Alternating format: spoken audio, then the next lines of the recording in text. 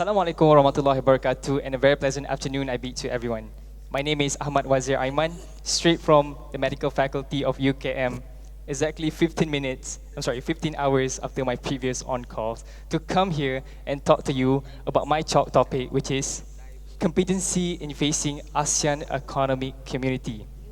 10,000, 10,000, 10,000. Now, when we talk about 10,000, we have different images in our heads. We have different interpretations that runs into our mind. For example, like if you are a medical nerd like me, right? When you hear the word 10,000, what you'll be thinking of is probably malaria, because the estimated amount of death attributed to malaria every single week is around 10,000 deaths every single week. And let me share you an interesting fact about malaria. Across the totality of human history, it is estimated that half of the human ever existed in this planet, half of the human who ever lived in this planet died because of malaria. More than wars, more than famines, more than anything. So you might want to remember that because it might be useful for you. But if you are a fan of healthy lifestyle and all about staying in shape, then the number 10,000 will probably remind you of the previous National Sports Day, the 10,000 Steps Challenge. But enough about unique perception. Let's relate the figure 10,000 to us, ASEAN community. So what does 10,000 has anything to do with us, ASEAN economic community? Well, believe it or not, 10,000 in terms of US dollars is our average GDP per capita AEC initiative will be able to generate in the next coming years if we fully maximize and realize its potential. That's triple of Malaysia's GDP today, and that is by all means a lot, 10,000 US dollars. But let's not stop there. This is just the tip of the iceberg, right? We're just getting started. We have a lot more to achieve, all thanks to the 4 pillars that guides AEC. The 4 pillars, what are they? Well, let's get to know them. Well, the first one, single market and production base. So having a singular and centralized market and production base allows member countries to participate, allocate, and utilize these resources effectively, thus maximizing our regional export. So the prospect of ASEAN functioning as a unified market is groundbreaking. 2, competitive economic region. Currently, believe it or not, ladies and gentlemen, ASEAN ranked as the 7th largest economy in the world with an estimated GDP of 2.4 trillion US dollars in 2013. AEC seeks to foster simple things, right? For example, fair competition, including laws and institutions that underpins this effort.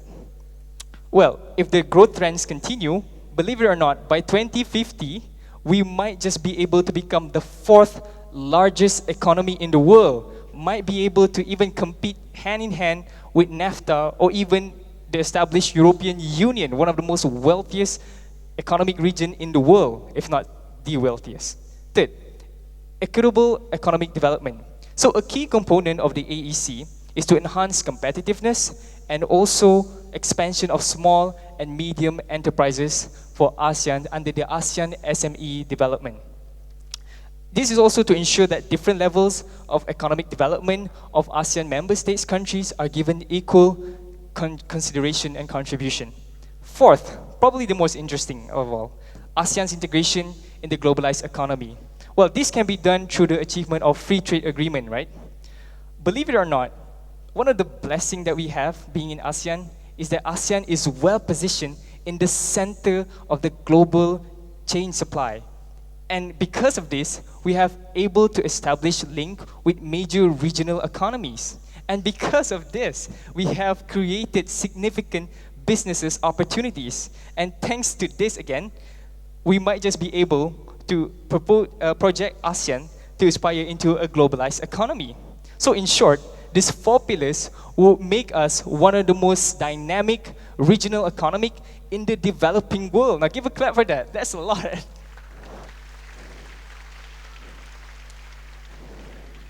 Thank you.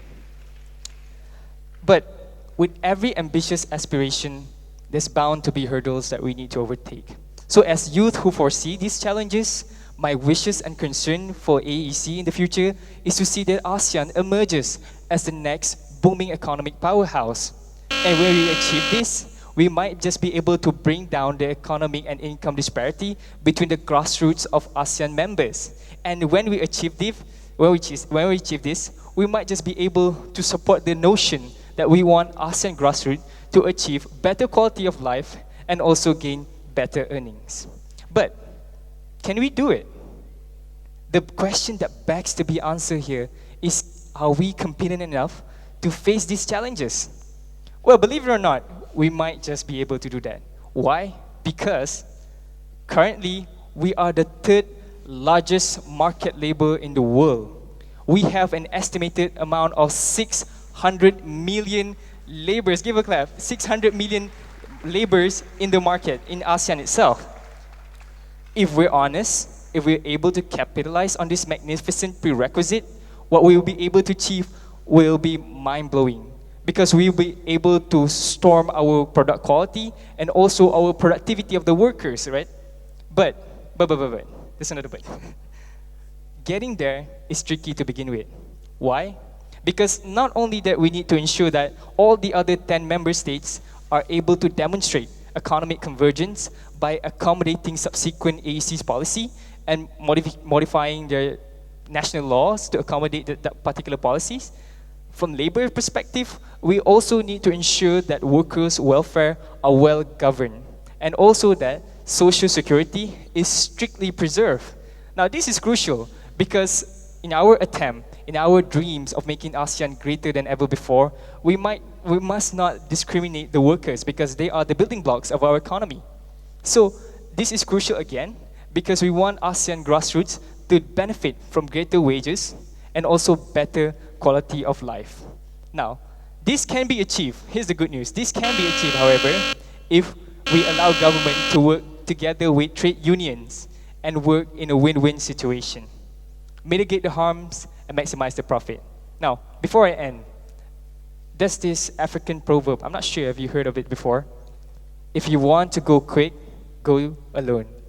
But if you want to go far, go together. ASEAN, let's move as a unit.